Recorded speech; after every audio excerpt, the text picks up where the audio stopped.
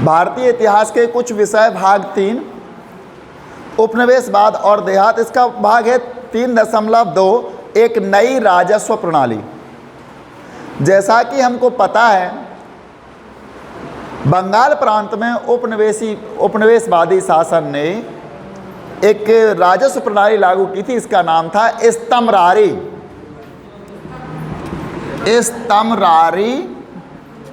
बंदोबस्त के नाम से जाना जाता था, जो कि बंगाल प्रांत में कंपनी के द्वारा लागू की गई थी। अब इस प्रणाली पर हम विस्तार से बात करें, इसके बाद हम देखें इसको क्यों हटाना पड़ा और इसके बाद दूसरी प्रणाली क्यों लानी पड़ी। तो सबसे बड़ी बात इसमें क्या थी? स्तमरारी प्रणाली में कंपनी भूमि का एक इकाई बनाती थी, कितने गांव की भूमि है, एक जमींदारी निश्चित कर देती थी और उसके लिए एक जमींदार नियुक्त करती थी जिसका लगान निश्चित होता था। एक जमींदार उस निश्चित लगान को कंपनी को देने के लिए उत्तरदायी होता था। धीरे धीरे जमींदारों ने किसानों को प्रोत्साहित किया खेती करने के लिए, रैयत को प्रोत्साहित किया खेती करने के लिए। रैयत का मतलब किसान हो। किसान खेती में संलिप्त हुए, वनों की सफाई हुई वहाँ और खेती होने लगी। अच्छी कृषि जब वहाँ होने लगी तो राजस्व की आय भी बढ़ने लगी, राजस्व भी बढ़ने लगा, लगान बढ़ने लगा।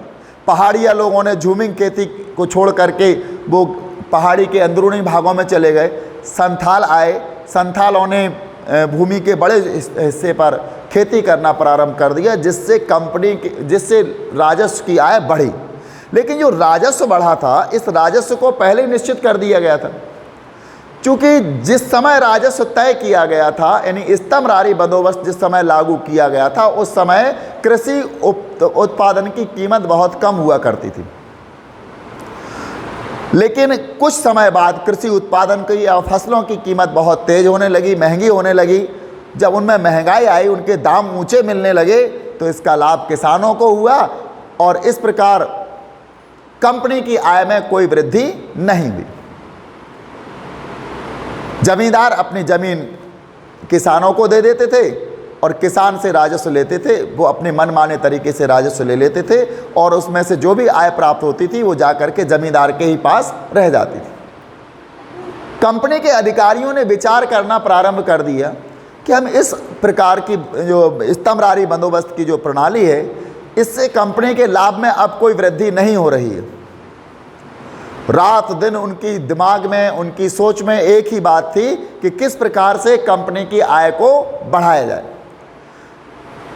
चूंकि हम बंगाल से हट करके बंबई और दक्कन प्रांत में आ गए थे, पश्चिम में आ चुके थे, बंबई में और दक्कन प्रांत में, तो कंपनी के अधिकारी रात दिन इसी बात में लगे रहते थे कि किस प्रकार से हम लगान की प्रणाली यहाँ निश्चित करें जिससे कंपनी की आय में बढ़ोतरी हो सके।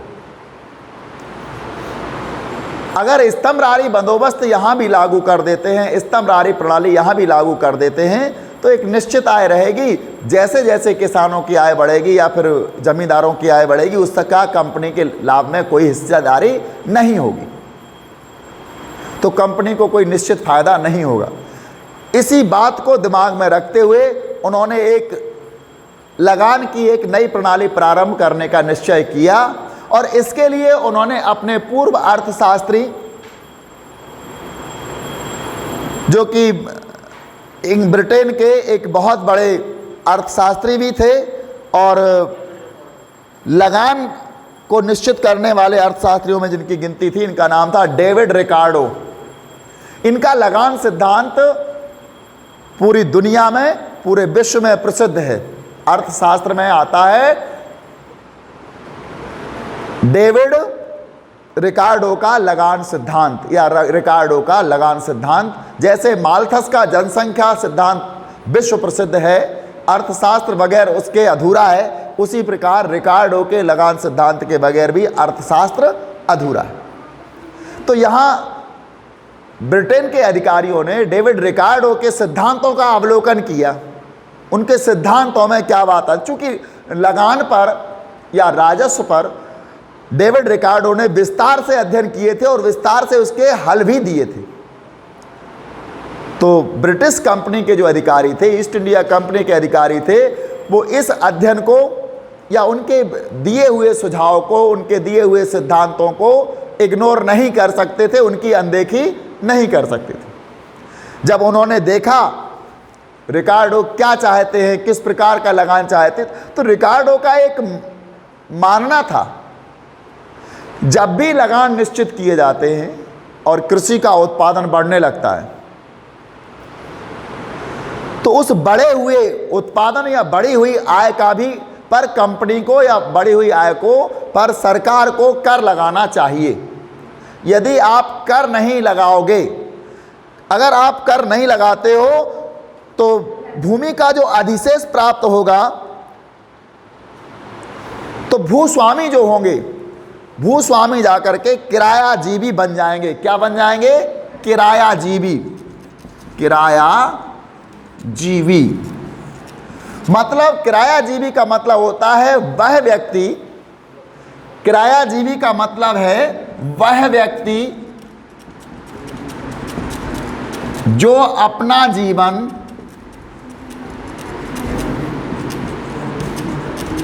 किराए से प्राप्त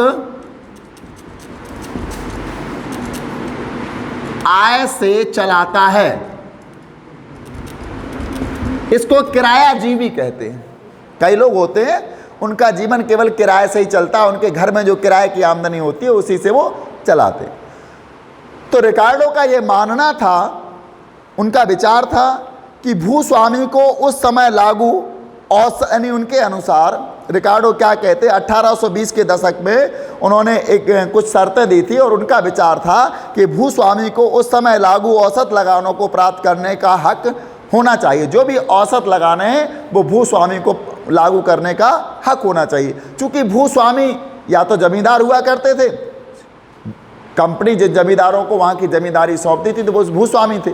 लेकिन होता क्या था कि यदि उस पर सरकार कर नहीं लगाएगी, जो आमदनी उनकी बढ़ेगी उस पर सरकार टैक्स नहीं लगाएगी, कर नहीं लगाएगी, तो जाकर के जो भूस्वामी हैं वो क्या बन जाएंगे? किरायाजीवी बन जाएंगे।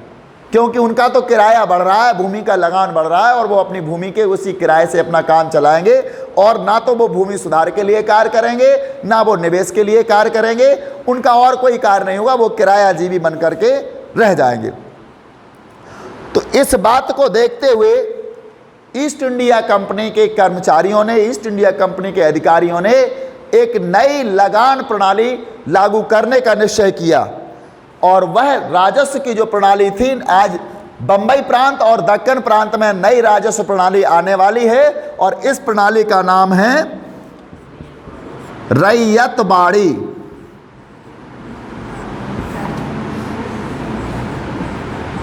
प्रणाली ये थी भू राजस्व की, भू राजस्व की रैयतबाड़ी प्रणाली। अब रैयतबाड़ी क्या होती है? उन्होंने दक्कन प्रांत में एक नई प्रणाली लेकर आए और इसका नाम था रैयतबाड़ी प्रणाली। चूंकि ये बंबई और दक्कन में थी, इसको ध्यान रखना। और बंगाल में जो प्रणाली लागू थी उसका नाम था इस्तमरारी बंदोबस्त। आज हम रैयतबाड़ी प्रणाली पर विस्तार से चर्चा करेंगे। रैयत का मतलब होता है किसान। इस प्रणाली के अंतर्गत जो लगान निश्चित किया जाएगा, जो लगान का लेन देन होगा, इसमें सारे बिचौलिए समाप्त कर दिए गए। इसमें कंपनी का संबंध,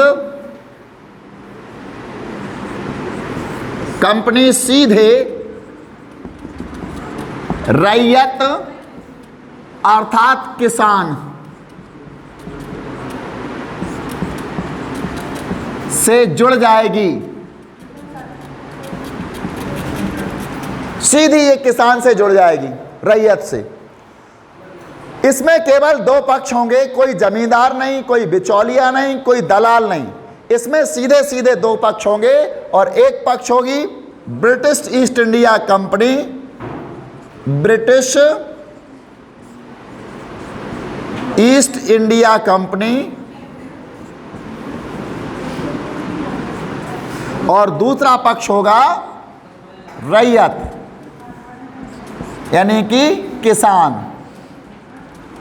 सारे बिचौलिए समाप्त कर दिए गए। इन दोनों की सूझबूझ से लगान निश्चित किया जाएगा। जब भी इनकी उपज में वृद्धि होगी, जब भी इनकी आय में वृद्धि होगी, कंपनी लगान में भी वृद्धि कर देगी। ये थी रैयतवाड़ी प्रणाली और इस प्रणाली को कहाँ लगाया गया था? बंबई और दक्कन में लागू की गई, उसे रैयतवाड़ी प्रणाली कहा गया। बंगाल में लागू की गई प्रणाली के विपरीत इस प्रणाली के, यानी जो बंगाल में लागू की गई थी प्रणाली, उसके अंतर्गत विपरीत इसमें क्या था? इसके अंतर्गत राजस्व की राशि सीधे रैयत के साथ तय की जाती थी। जो बंगाल में थी प्रणाली स्तंभरारी, इसमें राजस्व की राशि जमींदार और कंपनी के साथ होती थी, लेकिन इसमें राजस्व का सीधा सीधा संबंध किससे था? कंपनी से। तो इसमें राजस्व का सीधा सीधा निर्धारण कंपनी और रैयत के साथ होता था, किसान के साथ होता था। और इसमें क्या होता था? भिन्न भिन्न प्रकार की भूमि से होने वाली औसत आय का अनुमान लगा लिया जाता था। कंपनी के अधिकारी भिन्न भिन्न प्रकार की जो भूमि होती है, कुछ उपजाऊ भूमि होती है, कुछ कम उपजाऊ होती है, कुछ पड़ती भूमि होती है, इनसे वो देख लेती है कि किस भूमि से कितना उपज होगी और इसका निर्धारण कर लिया जाता था। एक औसत अनुमान लगा लिया जाता था। रैयत की राजस्व अदा करने की क्षमता का आकलन कर लिया जाता था और कंपनी के अधिकारी ये भी आकलन कर लेते थे कि किसान इस भूमि से हमको कितना लगान दे पाएंगे। ये पहले आकलन कर लिया जाता था और सरकार के हिस्से के रूप में उसका एक अनुपात निर्धारित कर दिया जाता था और उस कृषक को या उस रैयत से कह दिया जाता था कि सरकार के हिस्से में इसका कितना जाना चाहिए। कंपनी के अधिकारी विभिन्न प्रकार की भूमियों को देखते थे, उनका लगान निश्चित करते थे, उनसे कितनी आमदनी होगी ये भी निश्चित करते थे और ये भी सुनिश्चित करते थे कि रैयत इसमें से कितना दे पाएगी कंपनी को। और इस प्रकार से राजस्व निर्धारित हो जाता था और राजस्व निर्धारित होने के बाद रैयत सीधा सीधा वो पैसा कंपनी के खाते में या कंपनी के अधिकारियों को सौंप देती थी। हर 30 साल के बाद जमीनों का फिर से सर्वेक्षण कराया जाता था और जो रैयतवाड़ी प्रणाली थी इसमें हर 30 साल बाद जमीनों का फिर से सर्वेक्षण होगा। फिर से देखा जाएगा कि इस जमीन में उत्पादन अधिक होने लगा है या कम हुआ है। उस उत्पादन को देखते हुए लगान पुनः 30 वर्ष बाद निर्धारित कर लिया जाता था। एक बार निर्धारित हो गया तो रैयतवाड़ी प्रथा में 30 साल तक वो लगान की राशि निश्चित हो जाती थी और इसी प्रकार हर 30 वर्ष बाद उसमें फिर से सर्वेक्षण होता था। राजस्व की दर तदनुसार बढ़ा दी जाती थी, इसलिए राजस्व की मांग अब चिरस्थायी नहीं रही थी। मतलब जो स्तंभरारी बंदोबस्त में राजस्व की मांग निश्चित हो गई थी, चिरस्थायी थी हमेशा के लिए, लेकिन रैयतवाड़ी प्रणाली में चिरस्थायी नहीं थी। हर 30 वर्ष बाद सर्वेक्षण के बाद राजस्व की राशि को बढ़ा दिया जाता था। राजस्व एक नई राजस्व प्रणाली और आज की राजस्व प्रणाली थी रैयतवाड़ी। रैयतवाड़ी ये समझ में आया रैयतवाड़ी का? एक बार पुनः इसको पर ध्यान दो। रुद्र, रैयत का मतलब किसान, इसमें कंपनी और किसान के बीच सीधा लगान तय होता था। कंपनी विभिन्न प्रकार के सर्वेक्षण करती थी, भूमि के विभिन्न प्रकार की भूमियों का सर्वेक्षण करती थी, अनुमान लगाती थी इस भूमि से हमको कितना कितना राजस्व प्राप्त होगा और उसी आधार पर और एक आकलन और करती थी कि रैयत इसमें से कितना चुकाने में सक्षम है, कितना दे सकती है रैयत, इस बात पर भी विचार किया जाता था। तत्पश्चात लगान निश्चित हो जाता था। इसमें सारे बिचौलिए समाप्त कर दिए गए थे। दक्कन और मुंबई क्षेत्र में इस प्रणाली को लागू किया गया था और इसमें रैयत सीधा पैसा कंपनी को देती थी। प्रत्येक 30 वर्ष बाद इस भूमि का फिर से सर्वेक्षण होता था। तत्पश्चात लगान की दर में वृद्धि कर दी जाती थी। यानी यहाँ स्तंभरारी बंदोबस्त की तरह लगान की मांग चिरस्थायी नहीं थी बल्कि परिवर्तनीय थी। आज के वीडियो में बस इतना ही। नमस्कार।